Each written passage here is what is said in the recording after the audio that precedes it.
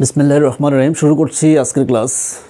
আজকে আমি তোমরা যারা 2025 সালে নবম শ্রেণীতে উঠেছো অথবা দশম শ্রেণীতে উঠেছো, বিশেষ করে তাদের জন্য আমি ধারা সসীম ধারা সাধারণ গণিত, তোমাদের সাধারণ গণিত বই থেকে সসীম ধারা অধ্যায়ে থেকে কিছু আলোচনা করব। সসীম ধারায় দুইটি অনুশীলনী আছে, একটি হলো সমান্তর ধারা আর একটি হলো গুণোত্তর ধারা। তো এই সমান্তর ধারা এবং গুণোত্তর ধারা মিলে কিন্তু তোমাদের একটি মাত্র সৃজনশীল প্রশ্ন হয়।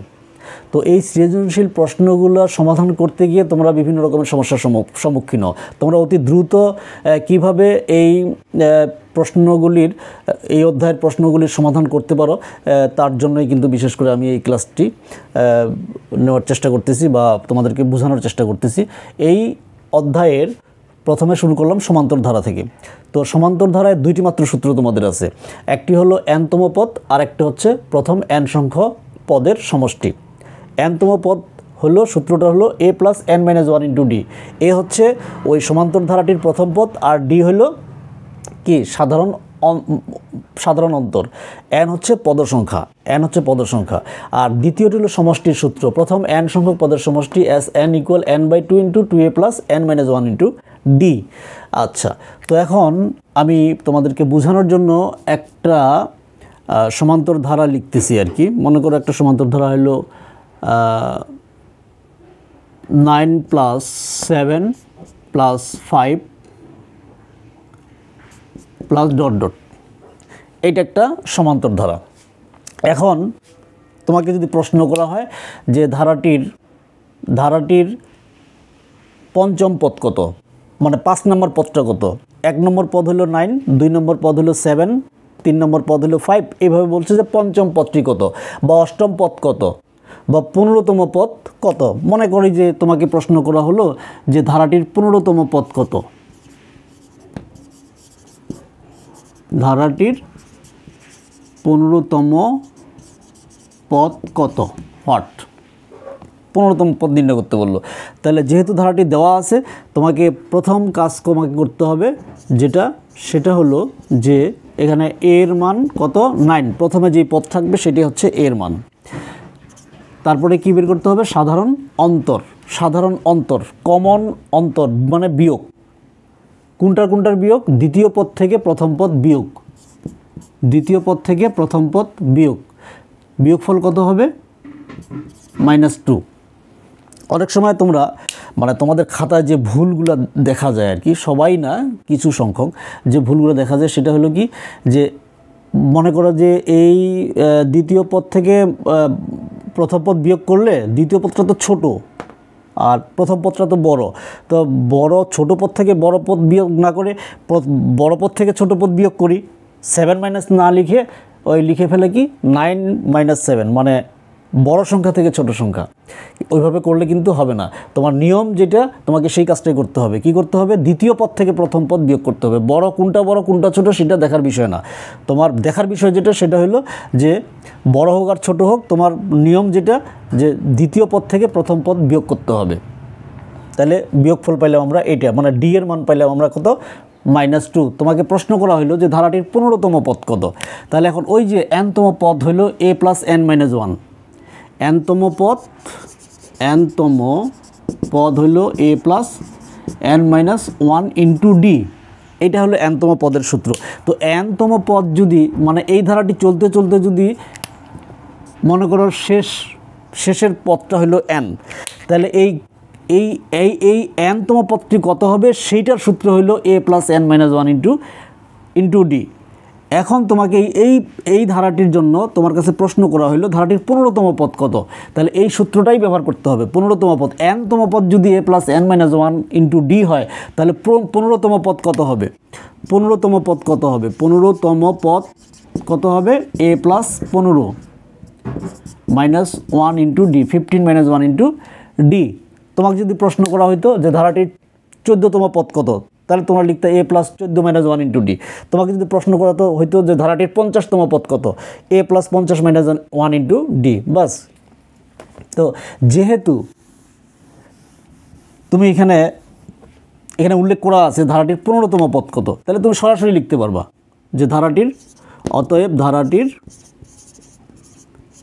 অতএব ধারাটির 15তম পদ a plus 15 minus 1 into D. যখন থাকবে nতম পদ তখন আমরা লিখব a plus n minus 1 into, সূত্র আমরা ওইটাই ব্যবহার করতেছি, কিন্তু যখন থাকবে যে nতম পদ তখন আমরা লিখব a plus n minus 1 into d. আর যখন উল্লেখ করা থাকবে 15তম পদ, 50তম পদ, 100তম পদ, তখন যততম পদ তত মাইনাস 1 ইন্টু ডি। ধারাটির 15তম পদ a plus 15 minus 1 into D. তুমি যদি প্রথমে মনে করো যে না আমি প্রথমে সূত্রটা লিখব যে ধারাটির nতম পদ a plus n minus 1 into D, তারপরে আমি লিখব অতএব ধারাটির 15তম পদ a plus 15 minus 1 into D, তাতেও কোনো আপত্তি নাই, কিন্তু সময় যেন তোমাদের একটু সেভ হয়। আর ওই nতম পদ আগে লিখিয়ে তারপর 15তম পদ লিখবা, এটা যে এই নিয়মে যে লিখতেই হবে তারও কোনো মানে নির্দিষ্ট কোনো করা নাই আর কি, যে তোমাকে আগে সূত্রটা লিখতে হবে তারপরে তোমাকে এই লাইনটা লিখতে হবে, এটা কিন্তু না, তুমি সরাসরি লিখতে পারো। তো এখন দেখো এর জায়গায় এর মান বসায় দাও, 9 প্লাস 15 থেকে 1 বিয়োগ করলে কত হয় 14, 14 ইন্টু ডি এর মান কত -2। এই জায়গায় কিছু শিক্ষার্থী ভুল করে, এটাকে এইভাবে রাখে, দুইটা সাইন পাশাপাশি এইভাবে রাখা যাবে না, কি করতে হবে এটাকে ব্র্যাকেটের ভিতরে রাখতে হবে। তো 9 প্লাস মাইনাসে মাইনাস 14 আর 2 গুণ করলে 14 দুগুণী 28, 28।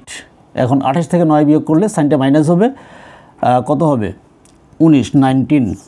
এইটা হচ্ছে ধারাটির 15তম পদ 19, মানে ছোট সংখ্যার দিকে যাচ্ছে, 9-এর চেয়ে 7 ছোট, 7-এর চেয়ে 5 ছোট, 2 ব্যবধানে।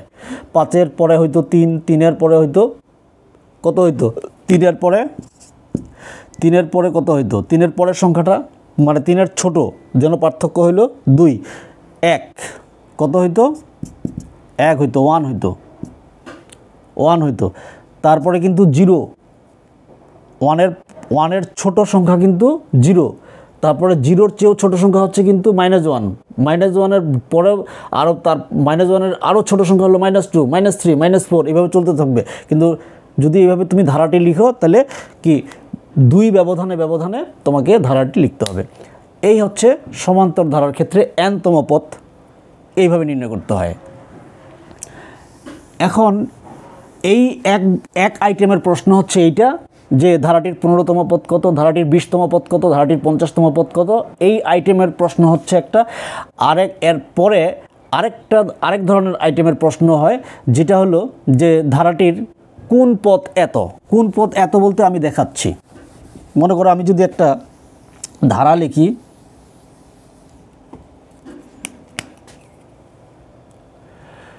মনে করো 7 প্লাস 9 প্লাস 11 প্লাস ... এটা একটা সমান্তর ধারা। এই ধারাটির কোন পদ বা কততম পদ 105 এই প্রশ্নটা করা হচ্ছে যে ধারাটির কততম পদ বা ধারাটির কোন পদ 105। তখন আমরা কিভাবে বের করব? আমরা জানি না যে কোন পদ 105 হবে, মানে 1 নম্বর পদ 7, 2 নম্বর পদ 9, 3 নম্বর পদ 11, এইভাবে চলতে চলতে কয় নম্বর পদটা হবে 105 আমরা জানি না। আমরা ধরে নিব ধারাটির nতম পদ হলো 105, ধরি বা মনে করি ধারাটির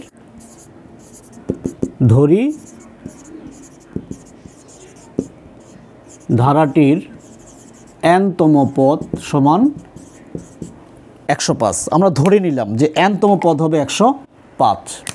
আচ্ছা, এখন দেখো এই যে nতম পদকে সূত্রে আমরা কিভাবে লিখব? a plus n minus 1 into D. তার আগে কী করতে হবে? ধারাটি থেকে এর মান বের করতে হবে, আর হচ্ছে কি ডি এর মান বের করে নিতে হবে। দ্বিতীয় পদ মাইনাস প্রথম পদ, এটা কিন্তু প্রশ্নের মধ্যে ছিল, এটা প্রশ্ন। আচ্ছা, এখন nতম পদকে সূত্রে আমরা কিভাবে লিখি? a plus n minus 1 into D equal 105। এটা এখন যেহেতু এর মান ডি এর মান দেওয়া আছে তুমি পাইছো, সেহেতু এর জায়গায় এর মান, ডি এর জায়গায় ডি এর মান বসায় দাও। 7 প্লাস এর মান নাই, এর মান আমাদেরকে বের করতে হবে, ইন্টু ডি এর মান হচ্ছে 2 ইকুয়াল 105, বা 7 2 এর সাথে এই দুটো গুণ করে দাও, প্লাস 2n মাইনাস প্লাসে মাইনাস, 2 একে 2, গুণ তো তোমরা জানোই কীভাবে গুণ করতে হয় এটা। এরপরে লিখব 2n, এখন ধ্রুব সংখ্যা 7 এবং 2 যোগ বিয়োগ করা যায়, এর 7 এর সাইন প্লাস, 2 এর সাইন মাইনাস, প্লাস মাইনাসে মাইনাস, 7 থেকে 2 বিয়োগ করলে কত হয় প্লাস 5 ইকুয়াল 105, বা 2n ইকুয়াল 105, এই 5কে ডানে নিয়ে গেলে কী হবে -5, এদিকে আসি, বা 2n ইকুয়াল 105 থেকে 5 বিয়োগ করলে কত হবে 100, বা n ইকুয়াল কত হবে 2 ডানে নিয়ে গেলে ভাগ হবে, এখন 100 এবং 2 কাটাকাটি, অথবা 100কে 2 দ্বারা ভাগ করলে কত হবে 50, তার মানে ধারাটির 50তম পদ হবে 105। প্রশ্ন ছিল ধারাটির কোন পদ, এই ধারাটির কোন পদ 105, কততম পদ হবে 105, আমরা পাইলাম 50, তার মানে আমরা বলতে পারবো ধারাটির 50তম পদ 105। আচ্ছা, এখন যদি বলি একটা যে কোনো একটা, আশা করছি এটা তোমরা বুঝতে পারছো আর কি। তো আরেকটা এক্সাম্পল দিচ্ছি তোমাদের, সেটা হলো যে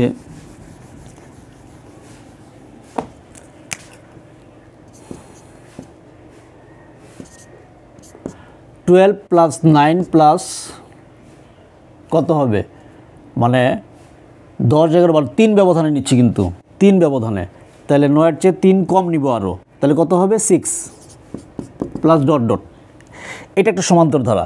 এখন বলা হচ্ছে যে ধারাটির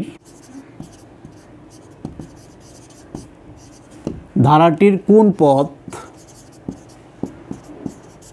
-60 -60, এই ধারাটির কততম পথ -60 হবে, এইটা তোমার কাছে চাচ্ছে। তো যেহেতু ধারা দেওয়া আছে, তুমি লিখবা কি, এর মান বের করবা, এর মান হলো 12, তারপরে কি ডি এর মান, দ্বিতীয় পথ মাইনাস প্রথম পথ, কত হবে বিয়োগফল -3। এখন কোন পথ -60 আমরা কিন্তু জানি না, আমরা ধরে নিচ্ছি যে ধারাটির nতম পথ -60, ধরি ধারাটির nতম পথ -60, বা এখন nতম পদকে সূত্রে আমরা কিভাবে লিখব, a plus n minus 1 into D, a plus n minus 1 into D equal -60।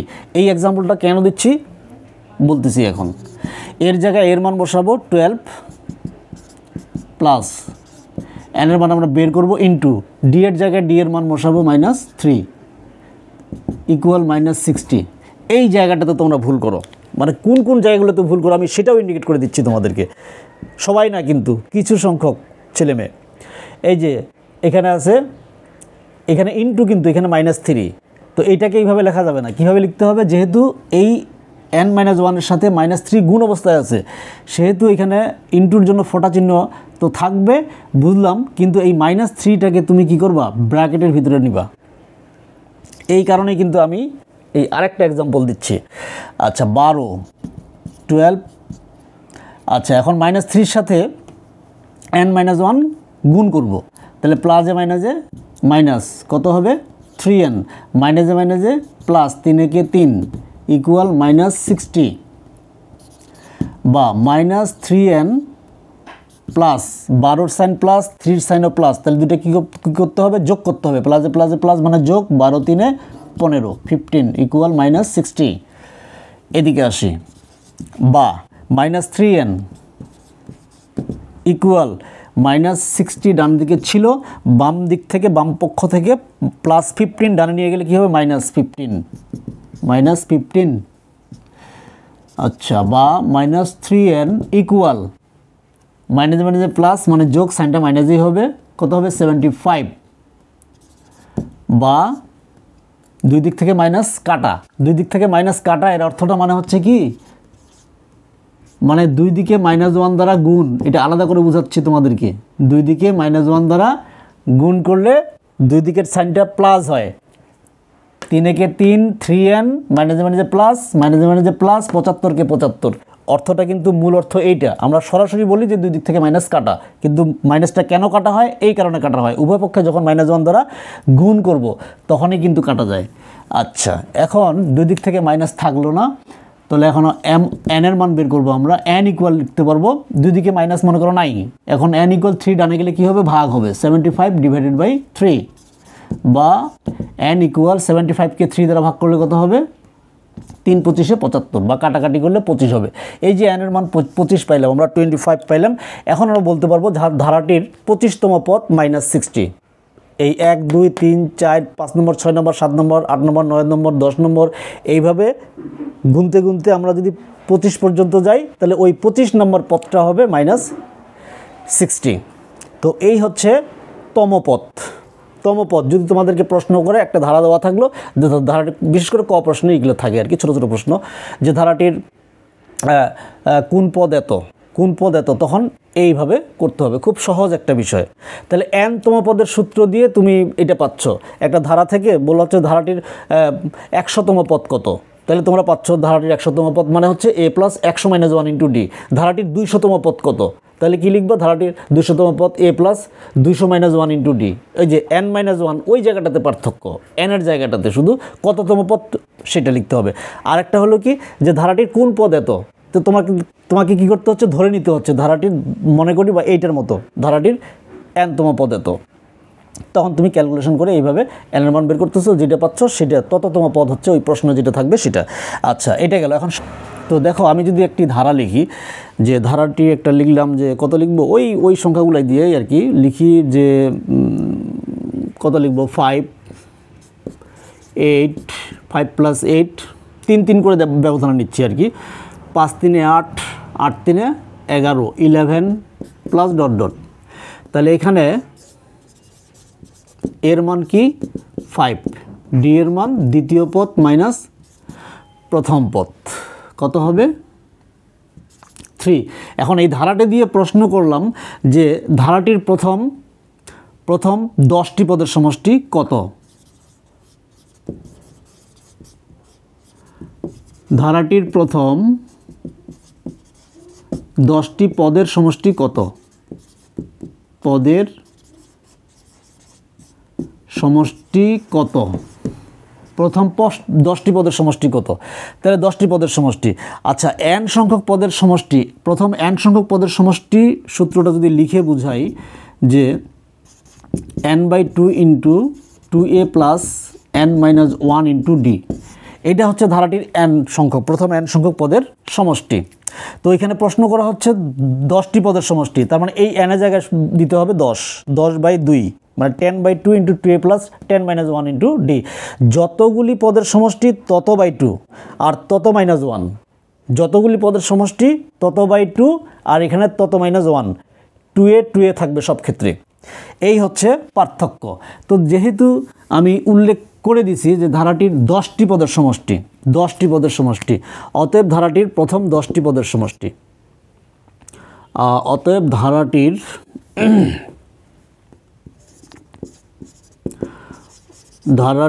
প্রথম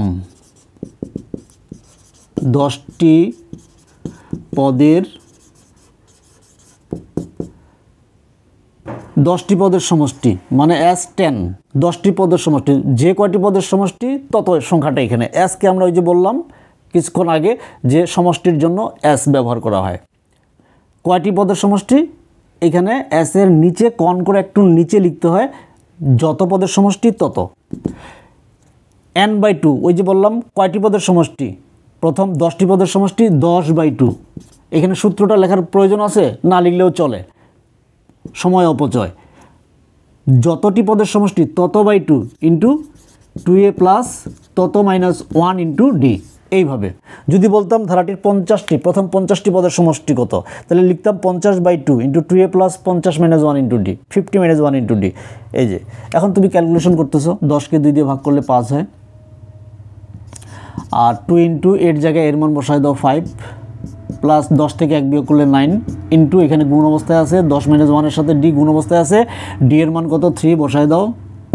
এখন 5 আর এখানে 5 দুগুণী 10 প্লাস 3 লং 27 27 ইকুয়াল এই 5 থাকলো, এখানে গুণ চিহ্ন ব্যবহার করো, 27 আর 10 যোগ করলে কত হবে 37 37, 5 দিয়ে গুণ করলে কত হবে 5 × 7 35, হাতে হইলো 3 3 + 15 3 18 18 185 185।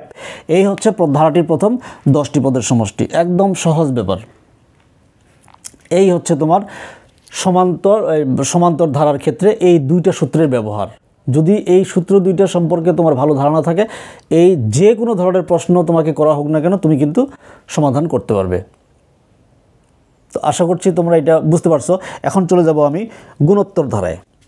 দেখো গুণোত্তর ধারার ক্ষেত্রে সূত্র n-তম পদ, যেমন সমান্তর ধারার ক্ষেত্রে সূত্র ছিল, সমান্তর ধারার ক্ষেত্রে n-তম পদের সূত্র ছিল a + n-1 × d।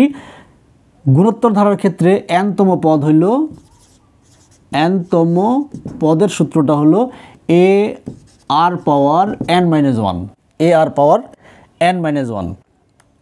মনে করো যে একটা ধারা দেওয়া আছে, ওই ধারাটি থেকে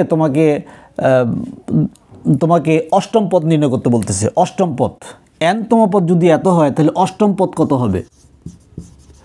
অষ্টম পদ কত হবে? a r পাওয়ার 8-1। তোমাকে যদি বলা হয় যে ধারাটির গুণোত্তর ধারা হইতে হবে, সেটা যদি গুণোত্তর ধারা হয় এবং প্রশ্ন যদি করে যে ধারাটির সপ্তম পদ কত, ধারাটির সপ্তম পদ কত, সপ্তম পদ কত? a r পাওয়ার 7-1। যদি বলা হয় নবম পদ কত, যদি বলা হয় নবম পদ কত, a r পাওয়ার 9-1। এই তো খুব সহজ একটা ব্যাপার। আমি এক্সাম্পল হিসেবে যদি ব্যবহার করি, একটা ধারা যদি আমি নেই যে 3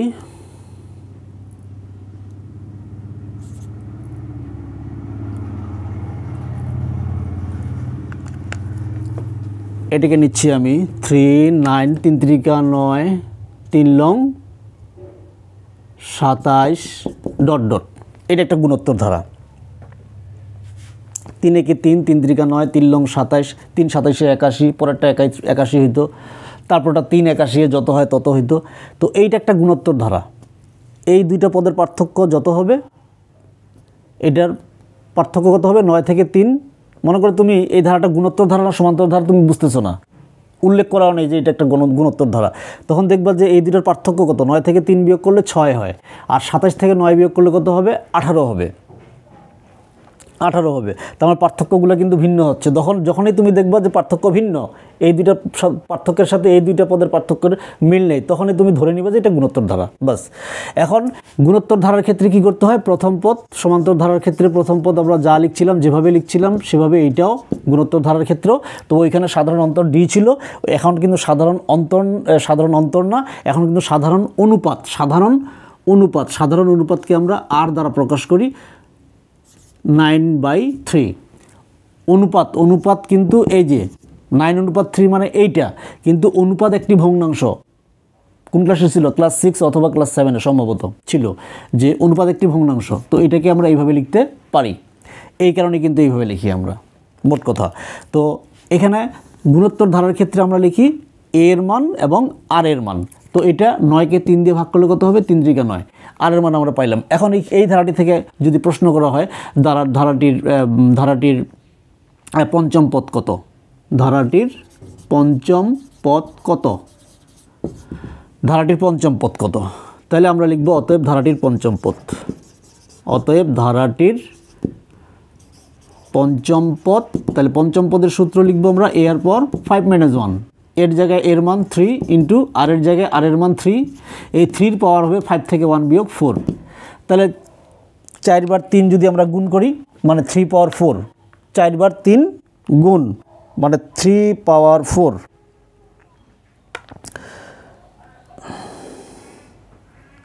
3 পাওয়ার 4 ইকুয়াল হচ্ছে তোমার 81। মানে হলো 3 ইন্টু 81, 3 একে 3, 3 আষ্টে 24, 243। এই হচ্ছে ধারাটির পঞ্চম পদ। এইভাবে তোমাকে নির্ণয় করতে হবে। এখন যদি বলা হয় যে ধারাটির প্রথম 5টি পদের সমষ্টি নির্ণয় করো, ধারাটির প্রথম 5টি পদের সমষ্টি নির্ণয় করো। এখন সমষ্টির সূত্রে আসি। এটা আশা করি n-তম পদ বুঝতে পারছো। n-তম পদ মানে হচ্ছে, আবার বলি, n-তম পদ হলো a r power n-1, a r power n-1। দশম পদ মানে a r পাওয়ার 10-1 লিখে দিবা। তারপর হচ্ছে সপ্তম পদ a r পাওয়ার 7-1, 15তম পদ a r পাওয়ার 15-1, এই যে এইভাবে। আচ্ছা, 2 নম্বরে হলো সমষ্টির সূত্র। সমষ্টির সূত্র মানে প্রথম n সংখ্যক পদের সমষ্টির সূত্র, প্রথম n সংখ্যক পদের সমষ্টি। এখন প্রথম n সংখ্যক পদের সমষ্টি হচ্ছে তোমার, প্রথম n সংখ্যক পদের সমষ্টির সূত্রটা হলো কি যে a into r power n minus 1 divided by r minus 1,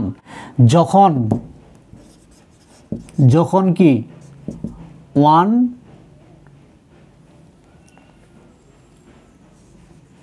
মানে r এর মান হবে 1 অপেক্ষা বড়, r গ্রেটার দেন 1। এই যে সাধারণ অনুপাত r এর মান পাইছি কত, আমরা 3 পাইছি না, এটা 1-এর চেয়ে কি বড় না?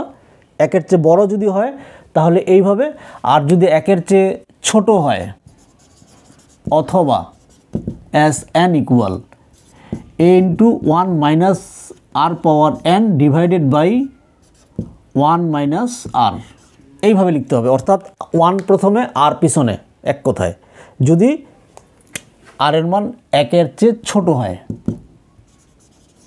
যখন r লেস দেন 1 হয়, r এর মান যদি 1-এর চেয়ে ছোট হয়, অর্থাৎ এইখানকার মানটা যদি 1-এর চেয়ে ছোট হয়, 1-এর চেয়ে ছোট বলতে সেটা ঋণাত্মক হবে, -1 হতে পারে, -2 -3 ইত্যাদি। ঋণাত্মক হইলে কিন্তু 1-এর চেয়ে কি ছোট হবে না? ছোট হবে। এই ধরনের ঋণাত্মক মান, অর্থাৎ এই মানটা যদি 1-এর চেয়ে ছোট দেখো, তখন তোমরা এই নিচের এই সূত্রটা ব্যবহার করবে সমষ্টির ক্ষেত্রে। আর যখন দেখবা যে r এর মানটা 1-এর চেয়ে বড় হচ্ছে, তখন এই সূত্রটা ব্যবহার করব। তো যেহেতু এখানে r এর মান 1-এর চেয়ে বড়, সেহেতু এই প্রশ্ন থেকে আমি বললাম যে ধারাটির, এখানে পঞ্চপদ এর আগে নির্ণয় করছি, এখন আমি বলতেছি যে ধারাটির প্রথম 5টি পদের সমষ্টি নির্ণয় করো। প্রথম 5টি পদের সমষ্টি নির্ণয় করো। ধারাটির প্রথম 5টি পদের সমষ্টি কত? 5টি পদের সমষ্টি কত? এটা সূত্রগুলা, সমষ্টি কত, তখন কি হবে? অতএব ধারাটির প্রথম 5টি পদের সমষ্টি লিখে ফেলবো আমরা। অতএব ধারাটির প্রথম 5টি পদের সমষ্টি, প্রথম 5টি পদের সমষ্টি a ইন্টু r পাওয়ার 5, এই যে উল্লেখ করে দিছি 5টি পদের সমষ্টি, a r power n, n এর জায়গায় 5 বসাই দিলাম, -1 ইন্টু d, d না, by divided by r minus 1।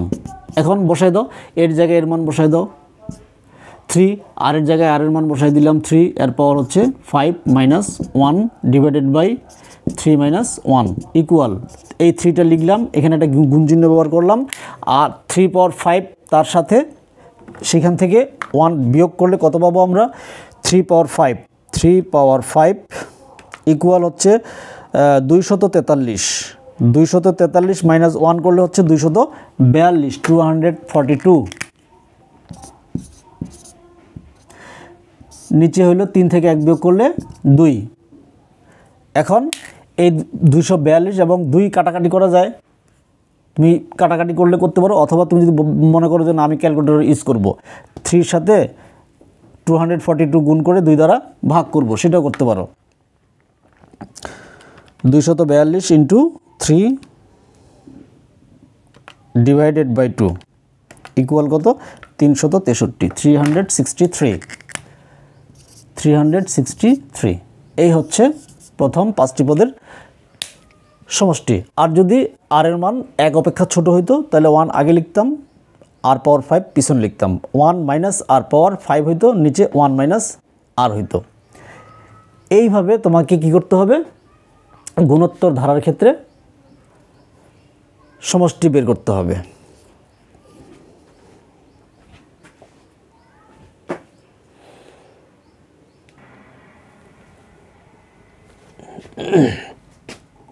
আচ্ছা, এখন যদি তোমাদেরকে প্রশ্ন করা হয় যে মানে ধারাটির কোন পদ এত, একটা গুণোত্তর ধারা দেওয়া আছে, আর বলা হচ্ছে ধারাটির কোন পদ এত, কত আমি সেটা দিচ্ছি, একটা প্রশ্ন তৈরি করতেছি।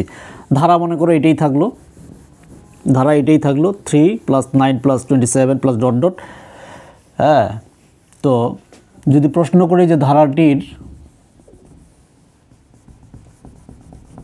ধারাটির কোন পথ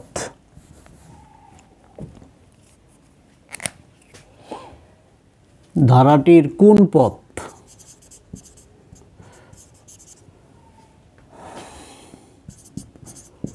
59,049, এই প্রশ্ন 59,049 ধারাটির কোন পথ এটা। তো যেহেতু ধারা দেওয়া আছে, প্রথম কাজ হচ্ছে এর মান এবং আর এর মান বের করা। সাধারণ কি বলে সমান্তর ধারার ক্ষেত্রে এ এবং ডি এর মান, আর গুণোত্তর ধারার ক্ষেত্রে এ এবং আর এর মান বের করতে হবে প্রথমেই। প্রশ্ন কি করলো তারপরে দেখতে হবে। a = 3, r = 3 × 9 9 3, আর এর মান 3 পাইলাম, যেটা 1 অপেক্ষা বড়। আচ্ছা, এখন ধারাটির কোন পথ, যেহেতু সমষ্টি না, এটা বলছে ধারাটির কোন পথ এত, আমরা ধরে নিব ধারাটির n-তম পথ এত। ধরি ধারাটির n-তম পথ হলো কত, 59,049, এটা। তো এখন n-তম পদ, গুণোত্তর ধারার ক্ষেত্রে আমরা n-তম পদকে কিভাবে লিখি, ar পাওয়ার n-1, ar পাওয়ার n-1, এটা। বা এখন কি করব, এর জায়গায় এর মান বসাই দিব 3, আর এর জায়গায় আর এর মান বসাই দিলাম, n-1 থাকলো 59,049, 59,049, এটা কি বোঝা যাচ্ছে, 59,049। বা এখন কি করব, 3টাকে ডানে নিয়ে যাব, যেহেতু গুণ অবস্থায় ছিল ডানে গেলে ভাগ হবে, 3 পাওয়ার n-1 থাকলো 59,049 ডিভাইডেড বাই 3। এখন ভাগ করব আমরা, 3 পাওয়ার n-1 ইকুয়াল, এখন 59049 59049, আচ্ছা, ডিভাইডেড বাই 3, 19,683, 19,683, 19,683, এটা পাইলাম আমরা। এখন আমরা কিসের মান বের করব, আমরা কিন্তু n এর মান বের করব। তার মানে n এর মান, n কিন্তু আছে সূচকের মধ্যে, পাওয়ারের মধ্যে, এখানে ভিত্তি কিন্তু 3, ভিত্তি 3 আর সূচক বা পাওয়ার হলো n-1, আমাদের দরকার কিন্তু n এর মান। তো n এর মান যেহেতু দরকার হচ্ছে, সেহেতু আমাদেরকে কী করতে হবে, এই ভিত্তি 3টাকে ভ্যানিশ করার ব্যবস্থা করতে হবে, এটাকে আউট করার ব্যবস্থা করতে হবে, এটাকে ক্যান্সেল আউট করার ব্যবস্থা করতে হবে। তো এটা কীভাবে ক্যান্সেল আউট করা যায়, যদি এই 19,683 এখানে কোনো একটা সংখ্যার পাওয়ার যদি করতে পারি, যে কোনো একটা সংখ্যার পাওয়ার কত করলে 19,683 হবে, অর্থাৎ এখান থেকে একটা ভিত্তি পাবো, একটা সূচক পাবো। তো এখন দেখব আমরা যে 3 পাওয়ার কত করলে, যেহেতু এইখানে ডান দিকেও কিন্তু ভিত্তি আমাদের 3 লাগবে, দেখো দেখলে বুঝতে পারবো তোমরা, 3 পাওয়ার n-1, 3 পাওয়ার n-1, মানে এইখানে কিন্তু ভিত্তিটা আমাদের 3 লাগবে, এখানে ভিত্তি লাগবে 3। এখন তোমাকে দেখতে হবে যে 3 পাওয়ার কত করলে 19,683 হবে। আচ্ছা, 19,683 হবে, তুমি খুঁজে পাচ্ছ না যে পাওয়ার কত করলে তুমি পাওয়ার 2 করবা, 3 করবা, 4, 5, 6, 7, 8, 9, 10 ইত্যাদি করেও খুঁজতে পারো, অথবা লসাগু যদি করো 19,683 লসাগু করলেও কিন্তু যে গুণনীয়কগুলো পাবা, ওই গুণনীয়কগুলো নিয়েও তুমি কিন্তু ওই পাওয়ার খুঁজে বের করতে পারো। আচ্ছা, আমি যদি ক্যালকুলেটর ইউজ করে যদি কত পাওয়ার করলে 19,683 হবে, আমি যদি 3 পাওয়ার মনে করো যে 7 যদি দেই, 3 পাওয়ার 7 কত হবে, অনেক কম হয়ে যাচ্ছে। 3 পাওয়ার যদি আমি 8 দেই, 8 কত হচ্ছে, 65,000 না 6561, আমাদের দরকার হচ্ছে 19683। আচ্ছা, এখন 3 পাওয়ার যদি আমি 9 দেই, 3 পাওয়ার 9 কত হবে? 19683। আচ্ছা, খুঁজে পাইলাম। 3 পাওয়ার 9 যদি আমরা দেই, 3 পাওয়ার 9 যদি করি আমরা, তাহলে কিন্তু এই সংখ্যাটা মিলে 19683 মিলে যায়। দেখো, এখন দুই দিকে ভিত্তি একই, সূচকের নিয়মে উভয় দিকের ভিত্তি যদি একই হয় তাহলে এই দিকের সূচক সমান ওই দিকের সূচক লিখতে পারি, অথবা এই উভয় দিকের সূচক যদি সমান হয় তাহলে কি বাম দিকের ভিত্তি সমান ডান দিকের ভিত্তি আমরা লিখতে পারি। তো আমাদের দরকার হচ্ছে সূচক, আর যেহেতু এখানে ভিত্তিকে আমরা মিলেইছি, দুই দিকের ভিত্তি একই 3 এই জন্য আমরা এদিকের সূচক সমান ওই দিকের সূচক লিখতে পারবো, বা এদিকের পাওয়ার সমান ওই দিকের পাওয়ার, যেটাই বলো না কেন, n-1 = 9 লিখতে পারবো, বা n = 1টাকে ডানে নিয়ে গেলে কি হবে? +1 হবে, বা n = 9 রেখে 10, n এর মান পাইলাম আমরা 10। তার মানে আমরা বলতে পারবো যে এই ধারাটির দশম পদ, 10তম পদ, 10 নম্বর পদ হলো 59049। আশা করছি তোমরা এটা বুঝতে পেরেছো। এই যে প্রশ্নগুলা, যে সমান্তর ধারা এবং গুণোত্তর ধারার ক্ষেত্রে nতম পদ, শুধু তোমরা মনে রাখবা যে সমান্তর ধারার ক্ষেত্রে nতম পদ হইল a + n-1 × d, আর গুণোত্তর ধারার ক্ষেত্রে nতম পদ হইল ar⁻n-1। সমান্তর ধারার ক্ষেত্রে লাগে d সাধারণ অন্তর, আর গুণোত্তর ধারার ক্ষেত্রে লাগে কি? সাধারণ অনুপাত r লাগে। সমষ্টির ক্ষেত্রে সমান্তর ধারার সমষ্টির জন্য লাগে সমষ্টির সূত্র n/2 × 2a + n-1 × d, আর গুণোত্তর ধারার ক্ষেত্রে সমষ্টির সূত্র a × r⁻n-1 / r-1। যখন কি করতে হবে? r এর মান 1-এর চেয়ে বড় যদি আমরা লক্ষ্য করি তাহলে r প্রথমে উপরে নিচে, আর r এর মান যদি 1 অপেক্ষা ছোট হয় তাহলে 1 প্রথমে আর পিছনে। এই হচ্ছে কাজ। তো আশা করছি তোমরা বুঝতে পেরেছো। আজকের জন্য মতো বিদায় নিচ্ছি। আল্লাহ হাফেজ।